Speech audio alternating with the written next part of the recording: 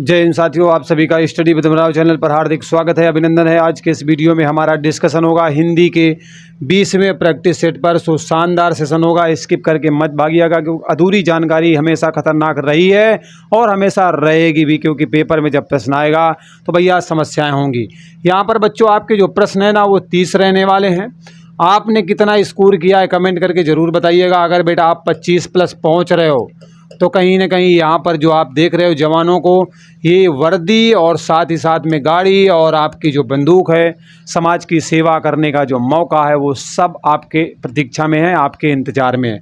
चलिए सेशन की शुरुआत करते हैं। हिंदी बेटा बहुत ही अच्छा स्कोर करवा सकती है आपकी परीक्षा में, इसलिए स्किप करके मत जाइएगा। यहाँ पर बात करें पर्यावरण की, क्या दिया गया बेटा? पर्यावरण शब्द का सही संधि विच्छेद करना है। सबसे पहले बेटा आपको संधि समझनी होगी। संधि आपकी दो समीपवर्ती वर्णों का मेल होती है। जब बेटा दो समीपवर्ती वर्ण पास पास आते हैं, इसके बाद क्या करते हैं? मेल करते हैं। उसके बाद क्या होता है? विकार होता है, परिवर्तन होता है, बदलाव होता है। तो वहाँ पर आपका क्या हो जाती है बेटा? वहाँ पर आपकी संधि हो जाती है। मतलब जब दो समीपवर्ती वर्ण आपस में मिल करके विकार पैदा करते हैं, परिवर्तन करते हैं, बदलाव करते हैं, तो वहाँ पर संधि होती है। तो ये तो संधि हो गई। अब जब बेटा हमें क्या करना पड़ता है ना, संधि हो जाती है और उसे हमें तोड़ना पड़ता है किसी कारण से, तो तोड़ना बेटा क्या कहलाता है? संधि विच्छेद कहलाता है। ठीक है, अगर संधि को हमें तोड़ना है तो संधि विच्छेद के नाम से जानेंगे। अगर बेटा दो समीपवर्ती वर्णों को जोड़ करके कुछ बनाना है तो आपका संधि कहलाएगी। तो ये क्लियर हो गया यहाँ पर। अब आपका बेटा पर्यावरण दिया गया है। क्या दिया गया बेटा? पर्यावरण दिया गया है। इसका हम संधि विच्छेद करेंगे तो बेटा क्या टूटेगा? परिधन आवरण। क्या टूटेगा बेटा? परिधन आवरण। सो यहाँ पर क्या हो जाएगा? आपका पर्यावरण हो जाएगा। अब यहाँ पर आप देख रहे हो बेटा, यहाँ पर आपकी छोटी की मात्रा है, यहाँ पर आपका क्या दिया गया है? बड़ा आ दिया गया है। स्वर के बाद में जब स्वर आता है तो वहाँ पर बेटा कौन सी संधि होती है? तो वहाँ पर आपकी स्वर संधि होती है। सो ये आपके जो है स्वर संधि का उदाहरण है। एक बात बिल्कुल समझ लो। अगर बेटा हम हिंदी में बात करें तो हिंदी में हमारी संधियाँ 3 प्रकार की होती हैं। एक आपकी स्वर संधि होती है, दूसरी बेटा आपकी व्यंजन संधि होती है और तीसरी वाली बेटा आपकी विसर्ग संधि होती है। बाकी डेडिकेटेड वीडियो बना हुआ है और गहराई में नहीं जाऊंगा, नहीं पर हम यहीं पे लगे रहेंगे। तो 1 नंबर प्रश्न का बेटा ऑप्शन नंबर ए बिल्कुल राइट आंसर है। मिल रहा है जो मैंने तोड़ा है। ऑप्शन नंबर ए बिल्कुल आपका करेक्ट है। संधि कौन सी है मैंने बता दिया, यहाँ पर आपकी स्वर संधि है। ठीक, अगला अभिज्ञ दिया गया है बेटा। क्या दिया गया है? अभिज्ञ दिया गया है। एक शब्द है, निम्नलिखित में से विलोम शब्द का चुनाव करना है। विलोम शब्द बेटा क्या होता है? उल्टा अर्थ देने वाला शब्द क्या होता है? विलोम शब्द होता है। जो शब्द दिया गया है उसका जस्ट उल्टा कह देगा, उल्टा अर्थ देने का काम करेगा, तो वो आपका विलोम होता है, जिसे आप विपरीत शब्द के नाम से भी जानते हैं। इसे क्या बोलते हैं बेटा?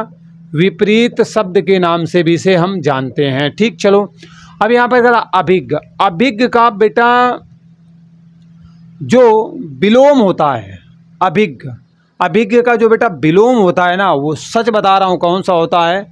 अनभिज्ञ होता है। यहाँ पर ना गायब किया गया है। ऑप्शन नंबर आपका डी जाएगा, लेकिन यहाँ पर आपका क्या लिखा होना चाहिए? अनभिज्ञ लिखा होना चाहिए। क्या होना चाहिए? अनभिज्ञ होना चाहिए। एक्चुअली अभिज्ञ यहाँ पर भी है, वही यहाँ पर भी लिख दिया गया, बाकी तो यहाँ पर कुछ लिखा नहीं गया। सो ऑप्शन सब कट हो जाएंगे, लेकिन ऑप्शन नंबर डी जाएगा। डी लेकिन कब जाएगा? जब अनभिज्ञ होगा वहाँ पर। ये भी यहाँ पर आपका सही नहीं है, ये एक्चुअली होगा यहाँ पर। तो ऑप्शन नंबर डी यहाँ पर आपका करेक्ट हो गया। इसको आप थोड़ा सा सुधार लीजिएगा, मॉडिफाई कर लीजिएगा।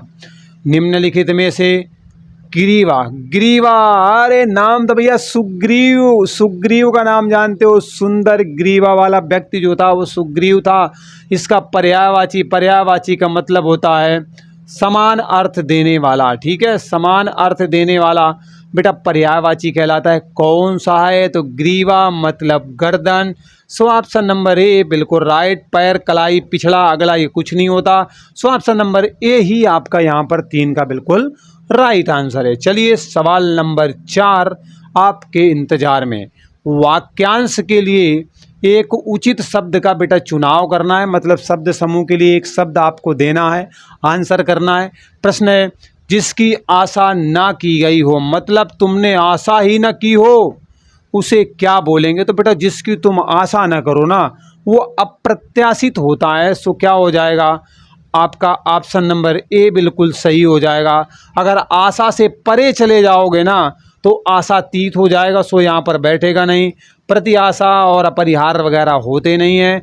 जिसकी आशा न की गई हो उसे अप्रत्याशित बोलते हैं। सो ऑप्शन नंबर ए बेटा आपका क्या होगा, बिल्कुल राइट आंसर हो जाएगा। अगला सवाल, निराधार। निराधार बेटा आपके सामने दिया गया है और इसमें कह रहा है संधि कौन सी है। संधि आप सभी जानते हो, दो समीपवर्ती वर्णों का मेल होती है। हालांकि एक्सप्लेनेशन मैं पहले कर चुका हूं, फिर भी थोड़ा सा बताना जिम्मेदारी है जिससे कि याद बना रहे बच्चों को, क्योंकि मैं थ्योरी और क्वेश्चन को साथ में लेकर चलने की कोशिश करता हूं जिससे याद भी लंबे समय तक रहे और भूले भी नहीं। क्योंकि भूलेगा तो ये तो पक्का है, लेकिन लंबे समय तक बना रहेगा। हाँ, भूलेगा नहीं आदमी तो बेटा आदमी के पास कष्ट हो जाएगा ना, ज़िंदगी भर बेचारा वो खुद ही पगला के मर जाएगा, क्योंकि वो भूलेगा ही नहीं। तो भूलना एक स्वाभाविक सी बीमारी है और ज़रूरी भी है, समझ रहे हो। बस लंबे समय तक याद रहेगा। तो यहाँ पर बेटा जो संधि है उसकी परिभाषा समझ गए। अगर हिंदी में हम संधि की बात करें तो तीन प्रकार के होती हैं। एक आपके स्वर होती है, दूसरी व्यंजन होती है, तीसरा आपका विसर्ग होती है। क्लियर है, ये सब समझ चुके हो। अब यहाँ पर निराधार की बात करें, इसे हम तोड़ेंगे तो क्या टूटेगा, निधन आधार में टूट जाएगा। किस में टूटेगा बेटा, निधन आधार में टूटेगा। तो ये क्या है, एक्चुअली ये है विसर्ग। क्या बात है, ये क्या है बेटा, विसर्ग। और जब कभी भी विसर्ग के बाद में स्वर या व्यंजन आए, विसर्ग के बाद में स्वर या व्यंजन आता है, उसके बाद विकार, परिवर्तन, चेंजमेंट, बदलाव, कुछ भी अगर बदलाव होता है तो वहाँ पर प्यारे बच्चों कौन सी संधि होती है, विसर्ग संधि होती है। तो आपको तो आंसर मिल चुका होगा। इसका राइट आंसर क्या है, विसर्ग संधि। सो ऑप्शन नंबर सी आपके 5 नंबर प्रश्न का बिल्कुल राइट आंसर यहाँ पर हो जाएगा। ठीक, अब बेटा स्वर संधि की बात करें तो स्वर के बाद में क्या आता है, स्वर आता है, विकार परिवर्तन होता है, स्वर संधि होती है। व्यंजन के बाद में क्या आता है बेटा, व्यंजन के बाद में आपका स्वर आता है या फिर व्यंजन आता है, उसके बाद विकार परिवर्तन होता है, वहाँ पर आपकी बेटा व्यंजन संधि होती है। तो ऑप्शन नंबर सी यहाँ पर क्या है, बिल्कुल राइट है, विसर्ग आपके निराधार में दी गई है। चलो यहाँ तक क्लियर हुआ। अगला सवाल, चौथा आदमी बहुत होशियार है। मतलब 4 आदमी थे तो उसने बताया 3 तो बेवकूफ़ है, लेकिन चौथा आदमी बड़ा होशियार है। संभल के रहना भाई।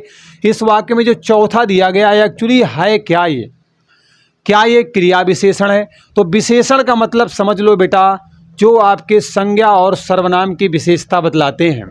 संज्ञा और सर्वनाम की जो विशेषता बतलाने का काम करते हैं वो विशेषण होते हैं। और यहाँ पर कह रहा है जो क्रिया की विशेषता बतलाएगा वो भैया क्रिया विशेषण कहलाएगा। अगर गुण के बारे में कोई विशेषण बता रहा है तो वो गुणवाचक होगा। अगर मात्रा के बारे में कोई विशेषण बताएगा तो वो परिमाणवाचक होगा। संख्या के बारे में अगर बताएगा तो वो संख्यावाचक होगा। और ये चौथा क्या है बेटा, 1 2 3 4 ये सब आपकी संख्या में आती है। पहला, दूसरा, तीसरा, चौथा संख्या में आती है, तो संख्यावाचक में चला जाएगा। ऑप्शन नंबर डी बेटा यहाँ पर आपका बिल्कुल राइट आंसर हो जाएगा 6 नंबर के प्रश्न का। ठीक, चलो 7वां सवाल आपके सामने, मैंने आम खा लिया है। बहुत बढ़िया किया बेटा, सीजन भी था आम का, आपने आम खा लिया। इस वाक्य में प्रयुक्त सही काल, काल की पहचान करनी है। एक्चुअली पूछ रहा है ये जो वाक्य दिया गया है ना, इसका सही समय कौन सा है, क्योंकि आप सभी जानते हो काल का मतलब क्या होता है बेटा, समय होता है। तो एक्चुअली कह रहा है किस समय का ये वाक्य है, किस समय में सही बैठेगा या किस काल में सही बैठेगा। काल बेटा आप जानते हो हिंदी में आपके मुख्य 3 भेद हैं। एक आपका वर्तमान है, दूसरा भूत है, तीसरा भविष्य है।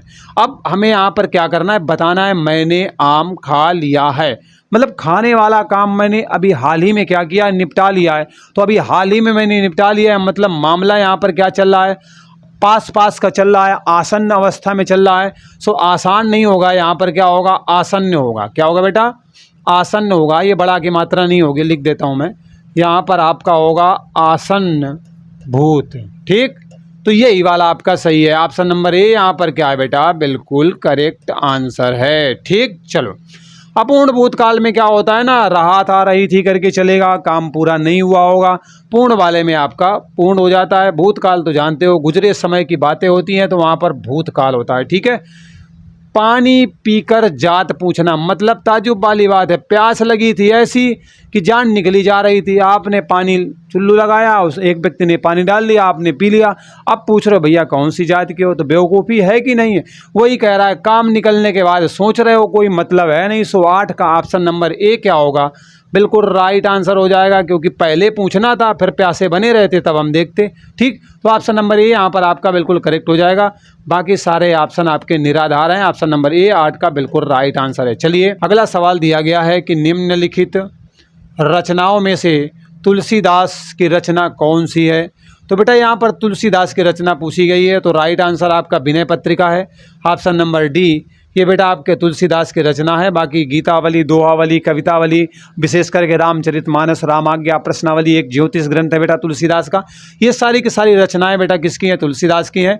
ऑप्शन नंबर डी बिल्कुल राइट आंसर है। तुलसीदास की रचना बेटा विनय पत्रिका है।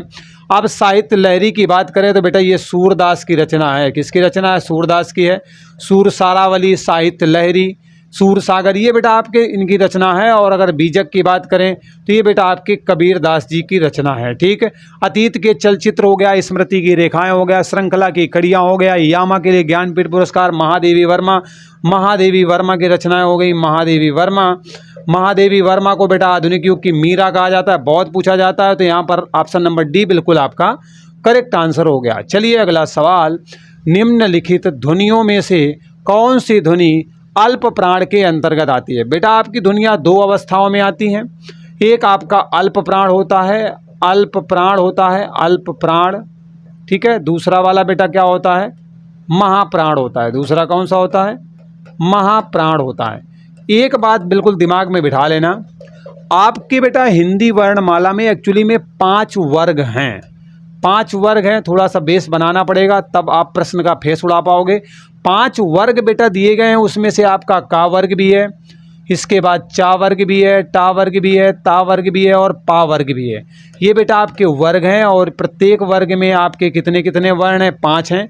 मतलब क ख ग घ अंगा च छ ज इया ट ठ ड आड़ा त थ द ना प फ ब भ म। और कुल वर्ण 5 वर्ग में बेटा कितने हैं, वो आपके 25 वर्ण दिए गए हैं। ठीक है, तो वो आपको ये समझना है। मैं का वर्ग के कुछ वर्ण ले रहा हूँ, का ले लिया मैंने, खा ले लिया मैंने, गा ले लिया मैंने, घा ले लिया और मैंने अंगा। आप जानते हो का वर्ग में यही होते हैं, क ख ग घ अंगा। ये 5वां वाला बेटा आपका पंचमाक्षर या अनुनासिक वर्ण के नाम से जाना जाता है। अब यहाँ पर आपको समझना अल्प प्राण एक्चुअली कौन होते हैं। तो प्रत्येक वर्ग का जो 1 नंबर वाला होता है, 3 नंबर वाला होता है और आपके 5 नंबर वाला वर्ण होता है, वो अल्प प्राण में आता है। मतलब प्रत्येक वर्ग का पहले नंबर वाला, तीसरे नंबर वाला और 5वें नंबर वाला जो वर्ण है ना, वो मेरे बच्चों अल्प प्राण के अंतर्गत आता है। किस में आता है, अल्प प्राण में। तो अब यहाँ पर ये पहले नंबर में है, ये दूसरे नंबर में है, ये तीसरे नंबर में है, ये चौथे नंबर में है, ये 5वें नंबर में है। तो मतलब का कबूतर किस में आएगा, अल्प प्राण में आएगा। गा से गमला किस में आएगा, अल्प प्राण में आएगा। अंगा किस में आएगा, अल्प प्राण में आएगा। अब जो बच गए हैं दूसरे नंबर वाला, मतलब दूसरा और चौथा वर्ण किस में आएगा बेटा, महाप्राण में आएगा। तो यहाँ पर क्या बचा है आपका, खा बच गया है और दूसरा आपका क्या है, घा बच गया। ये आपके महाप्राण में आएंगे। प्रत्येक वर्ग की यही कहानी है। बाकी और डिटेल में आप जाना चाहते हो तो वर्ण रचना पर डेडिकेटेड मैंने वीडियो बनाया हुआ है, आप प्ले लिस्ट में जाओ और विजिट करो, देखो, तब समझ में आएगा एक्चुअली वास्तविकता क्या है। यहाँ पर इतना डिटेल काफ़ी है। सो राइट आंसर क्या है, प्रत्येक वर्ग का पहला वर्ण हो, तीसरा हो या 5वां हो, वो बेटा आपके किस में आएगा, अल्प प्राण में आएगा। सो बढ़ते हैं आगे। ता वर्ग में बेटा ये पहले नंबर में दिया गया है। जब पहले नंबर में दिया गया है सो यहाँ पर आपका क्या हो जाएगा, यही राइट हो जाएगा। ये जानते हो, धा, ता, था, दा, धा चौथे नंबर वाला है ना, तो ये चौथे सम वाला तो माना नहीं जाएगा, विषम वाले माने जाएंगे, क्योंकि 1, 3, 5 आपकी विषम संख्याओं वाले हैं। खा बेटा दूसरे नंबर में है, सम वाला है, सो ये भी नहीं माना जाएगा। था आपका ता था है ना, सम वाला है, सो ये भी नहीं माना जाएगा। Right answer option number A होगा। बाकी और डिटेल है भैया तो जाके वहाँ समझ लो, सब समझ में आ जाएगा। ठीक, चलो अगला सवाल। निम्नलिखित में से सवाल दिया गया है, निम्नलिखित में से कौन सा शब्द शिव का अर्थ नहीं है। मतलब 3 तो शिव के अर्थ रहेंगे, एक आपका सही नहीं है और जो सही नहीं है वही हमारा क्या है, आंसर है। ठीक, चलो तो बेटा शिव का अर्थ कौन सा नहीं है। तो शिव का अर्थ बेटा आपके मंगल भी होता है, शिव का अर्थ मंगल भी होता है, शंकर भी होता है, शुभ भी होता है, लेकिन शुद्ध नहीं होता है।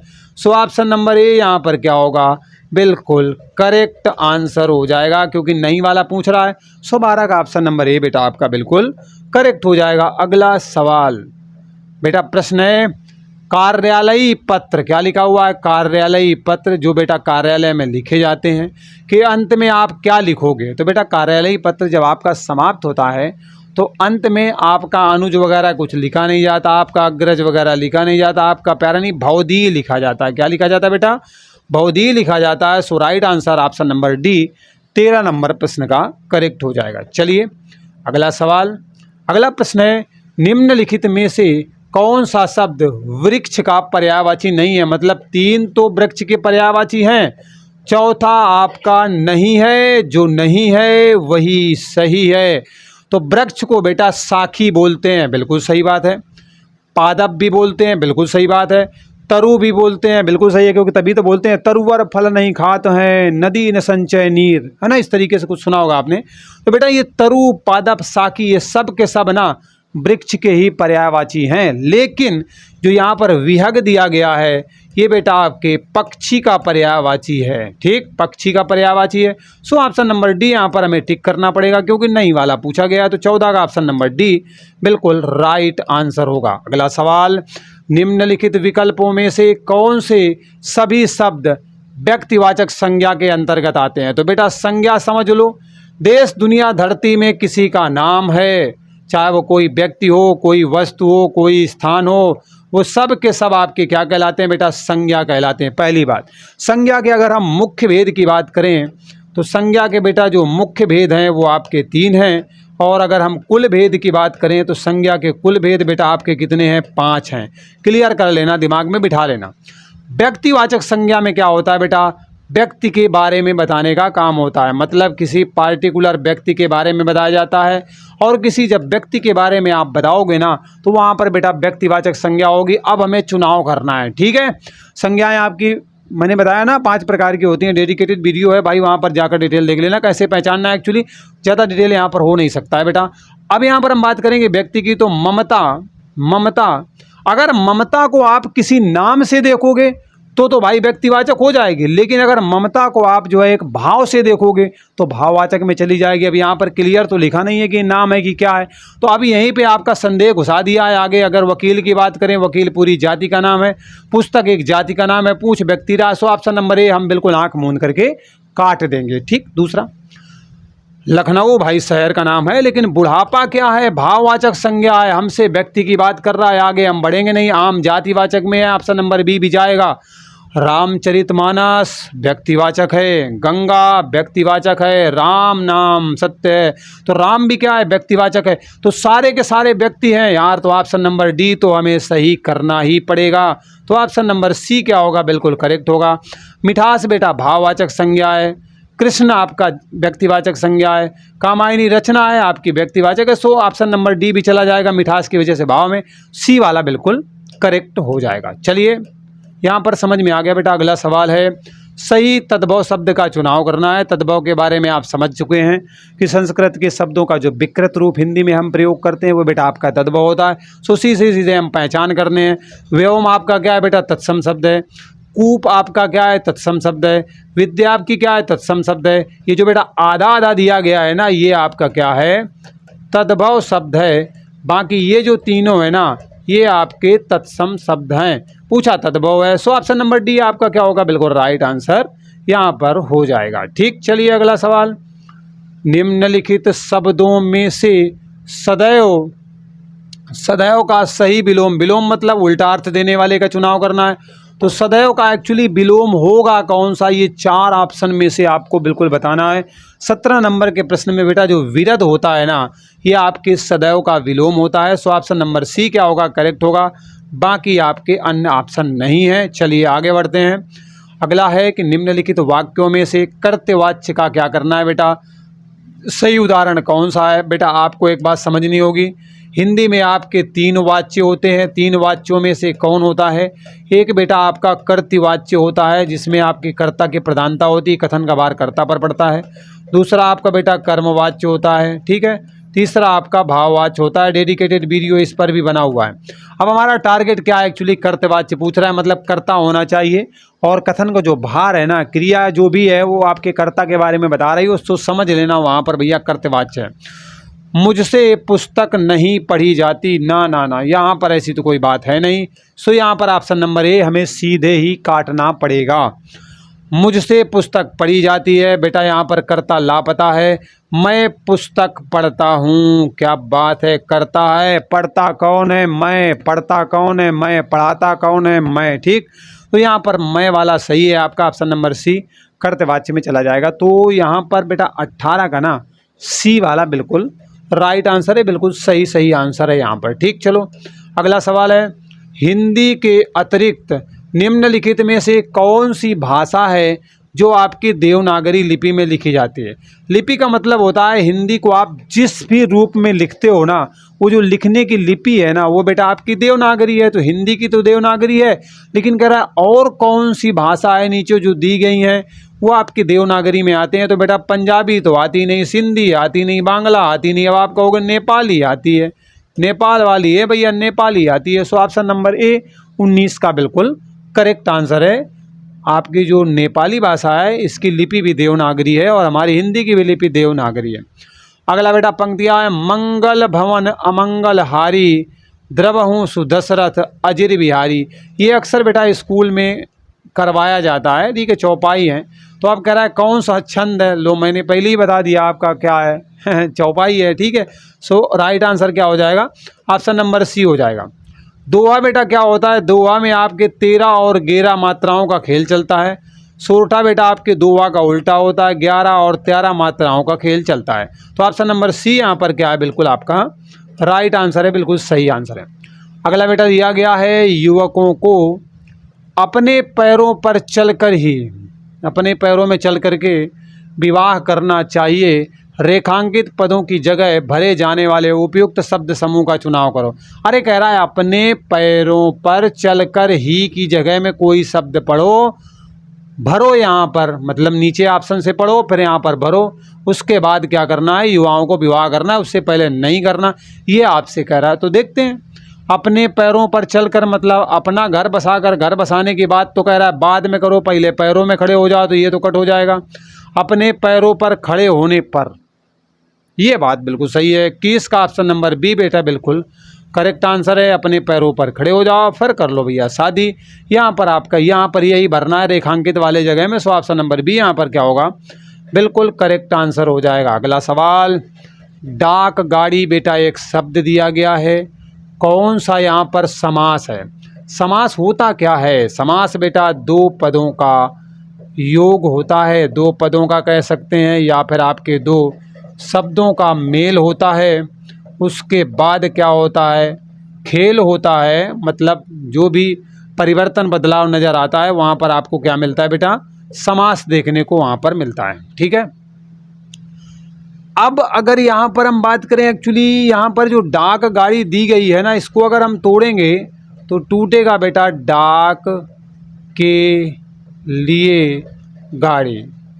अब बेटा डाक के लिए गाड़ी में टूट गया, यहाँ पर जो के लिए दिया गया है ये एक्चुअली प्यारे बच्चों आपका क्या है, कारक चिन्ह है। ठीक है, कारक क्या है, कारक चिन्ह यहाँ पर दिया गया है। वैसे के लिए आपका कारक चिन्ह है, लेकिन अगर दूसरी बात में आप समझोगे ना तो ये एक तरीके से पद हैं जो कहीं ना कहीं जोड़ने का काम करते हैं, कारक चिन्ह में भी आपका। अब यहाँ पर कह रहा है जो बेटा के लिए आता है ना, तो कर्ता ने हो गया, कर्म को हो गया, करण से हो गया, संप्रदान को के लिए के अर्थ में आता है। तो यहाँ पर बेटा आपका संप्रदान तत्पुरुष हो जाएगा। सो 22 का ऑप्शन नंबर ए क्या होगा, बिल्कुल राइट आंसर हो जाएगा। तत्पुरुष समास के अंतर्गत ही बेटा आपका संप्रदान भी आता है। डेडिकेटेड वीडियो बना हुआ है, जाकर के भैया देख लेना, सारी बातें क्लियर हो जाएंगी। करण में बेटा क्या होता है, सेतु दिया गया होता है लेकिन अलगाव को दिखाने का काम नहीं करता, अगर अलगाव है तो वहाँ पर अपादान है। संबंध में बेटा संबंध जोड़ने का काम होता है, काकी के नानी रे इसके कारक चिन्ह होते हैं। सो यहाँ पर अगर हम आंसर की बात करें, ऑप्शन नंबर ए बेटा आपका बिल्कुल राइट आंसर है। ठीक, चलो अगला सवाल, निम्नलिखित में से कौन सा शब्द ऐसा है जिसमें उपसर्ग का प्रयोग किया गया है। बेटा एक बात ध्यान रखना, कोई आपका शब्द दिया गया है, ठीक है, शब्द के बाद में और शब्द के पहले अगर आप कुछ जोड़ रहे हो। अगर बेटा पहले जोड़ रहे हो तो क्या जोड़ोगे, आप उपसर्ग लगाओगे उस शब्द में। अगर बाद में कुछ भी जोड़ोगे तो आप क्या करोगे बेटा, प्रत्यय लगा दोगे। ये क्लियर हो गया। मतलब शब्द के बाद पहले कुछ जोड़ोगे सो उपसर्ग होगा, बाद में कुछ जोड़ोगे सो प्रत्यय होगा। यहाँ क्लियर। अब एक चीज़ तो क्लियर है, हमें उपसर्ग बताना है, मतलब बाद वाला नहीं बताना है, शब्द के पहले वाला बताना है। सो देखते हैं। संतोष को बेटा जब हम तोड़ेंगे ना, ये आपका क्या टूटेगा, सम धन तोष में टूटेगा। तो तोष तो आपका एक एक्चुअली क्या है, शब्द है। सम बेटा उपसर्ग है। तो ऑप्शन नंबर ए ही हमें यहाँ पर टिक करना पड़ेगा। ऑप्शन नंबर ए हमारा क्या है, 23 नंबर प्रश्न का बिल्कुल राइट आंसर है। यहाँ पर आपके उपसर्ग का प्रयोग है। अब आप कहोगे इसमें क्या हुआ है, तो बेटा इसे जब हम तोड़ेंगे ना तो नेता धन त्व में तोड़ेंगे। तो नेता तो आपका मूल शब्द हो गया, इसमें से त्व जो जोड़ा गया ये आपका क्या है, प्रत्यय है और उपसर्ग की बात कर रहा है। सो ऑप्शन नंबर बी काटना ही पड़ेगा। चचेरा में बेटा जब जोड़ेंगे ना तो चाचा धन एरा जोड़ेंगे। एरा, एरा एक क्या है बेटा, प्रत्यय है, शब्द के बाद में लगा है। सो ऑप्शन नंबर सी भी काटना पड़ेगा। चिकित्सक में अगर बोलेंगे तो बेटा चिकित्सा हो जाएगी, चिकित्सा धन अक, अक यहाँ पर बेटा प्रत्यय जुड़ा हुआ है। सो ये भी ऑप्शन कट हो जाएगा। तो क्लियर हो गया होगा, ऑप्शन नंबर ए यहाँ पर आपका बिल्कुल सही है। मैं तोड़ने की उतनी कोशिश करता हूँ जिसमें आप समझ पाएँ। तुलसीदास की वह कौन सी काव्य रचना है, काव्य वाली है, गाई जा सकने वाली रचनाओं में, जो बेटा ब्रज भाषा में है, काव्य रचना है और आपकी ब्रज भाषा में है। 24 नंबर का सवाल है। तो बेटा का से कह रहा है काव्य रचना है और का से बेटा कवितावली है। सो ऑप्शन नंबर सी आपका क्या होगा, बिल्कुल राइट आंसर है। तुलसीदास की काव्य रचना ब्रज भाषा में है, वो भी आपकी कवितावली। 24 का ऑप्शन नंबर सी बिल्कुल राइट आंसर। अगला सवाल आपके आगे। शुद्ध वर्तनी का क्या करना है बेटा, चुनाव करना है। तो पहले नंबर में आप देख रहे हो कौतूहल, बिल्कुल सही तो लिखा हुआ है। सो 25 का ऑप्शन नंबर ए ही हम टिक कर देंगे, बाकी आगे हमें बढ़ने की आवश्यकता है नहीं, पर फिर भी देख लेते हैं। कौतूहल लगा है, यहाँ पे बड़ाऊ की मात्रा होती सो सही हो जाता। कौतो होता नहीं है, कौतू कोतू है, यहाँ पे मात्रा होगी लगनी चाहिए, सो ये भी नहीं है। ऑप्शन नंबर ए बेटा यहाँ पर आपका बिल्कुल करेक्ट है। ठीक है, चलिए अगला सवाल। हाँ, 26 से लेके बेटा 30 प्रश्न दिए गए हैं। यहाँ पर आपका गद्यांश दिया गया है और इस गद्यांश को पढ़ोगे और फटाफट 5 प्रश्नों को क्या करना है, आपको सॉल्व करना है। क्योंकि आप देख रहे हो कि 26 वाला भी है, 27, 28, 29, 30, 5 प्रश्न है, आपको इससे आंसर करना है। मैं आपको पढ़ के बता देता हूँ, ये गद्यांश इतना ही नहीं है, अगले पेज में भी आपको इतना ही मिलेगा।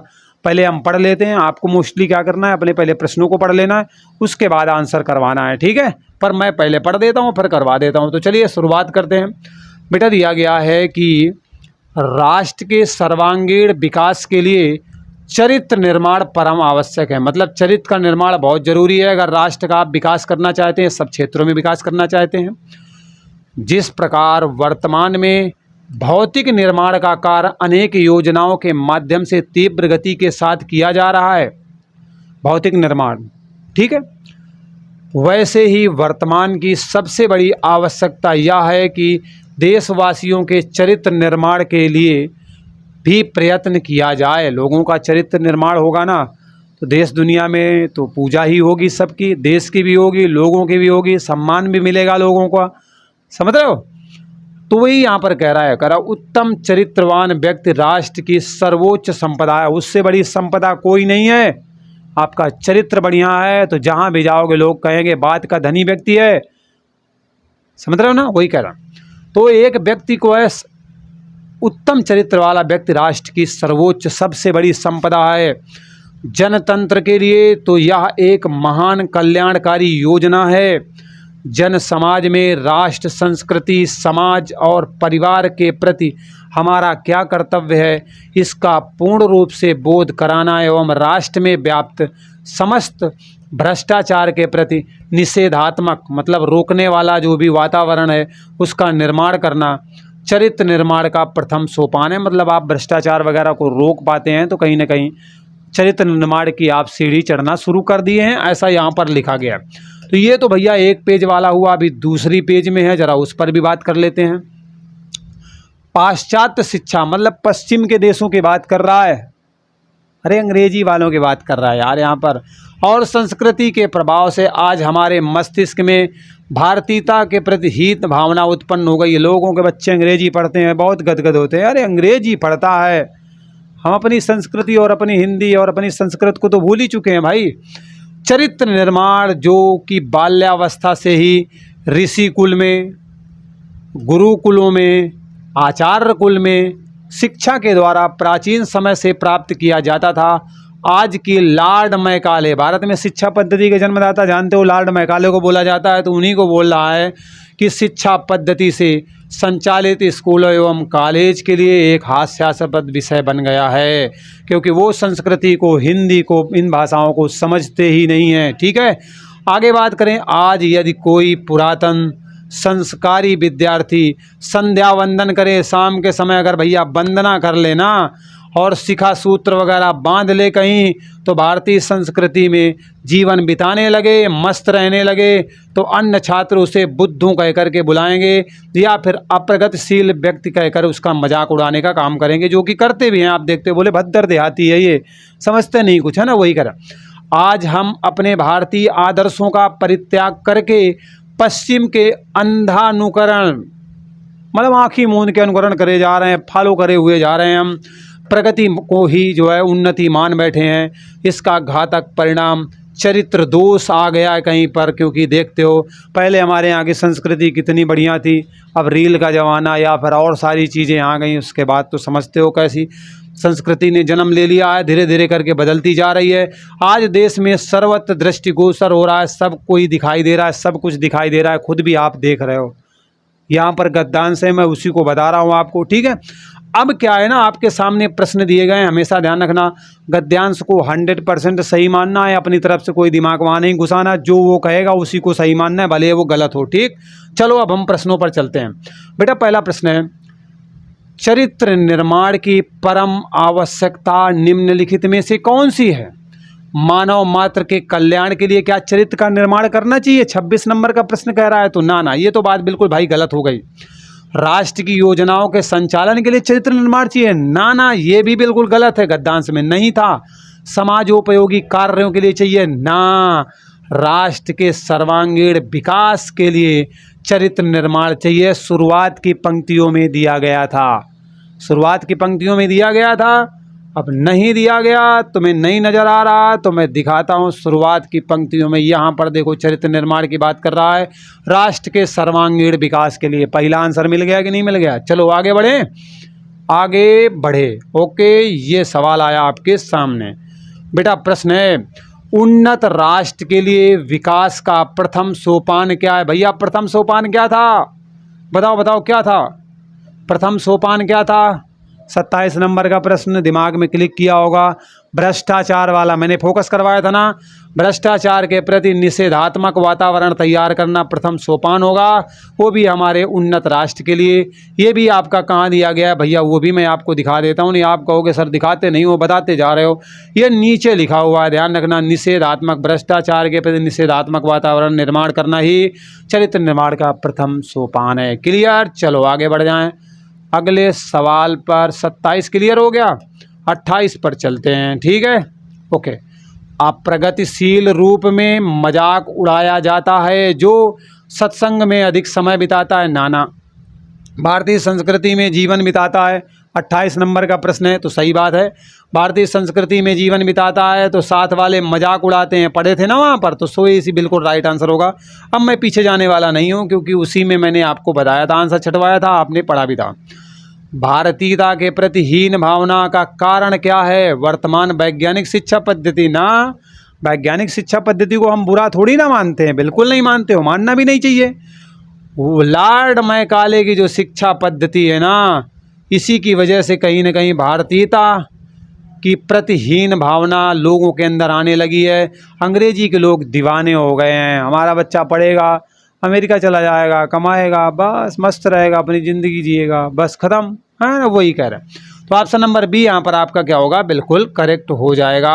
संस्कृत संस्कार सब चकनाचूर हो जाएंगे। जनतंत्र के लिए लाभकारी हो सकते हैं? क्या हो सकता है जनतंत्र के लिए लाभकारी? बताओ। शक्तिशाली सिपाही। जनतंत्र है, जनता का बेटा शासन है, तो सिपाहियों से आप दबा के तो रखोगे नहीं लोगों को, तो पहला नहीं होगा। निष्ठावान श्रमिकों की आवश्यकता नहीं है, उत्तम चरित्रवान व्यक्तियों की ज़रूरत है, जो जनतंत्र भी चला लेंगे, देश को भी चला लेंगे और देश दुनिया में अपनी ख्याति, यश और कीर्ति को भी बढ़ाने का काम करेंगे। सो ऑप्शन नंबर सी यहाँ पर आपका बिल्कुल राइट। अब बेटा क्या हुआ ना कि 30 प्रश्न आपके हो गए समाप्त।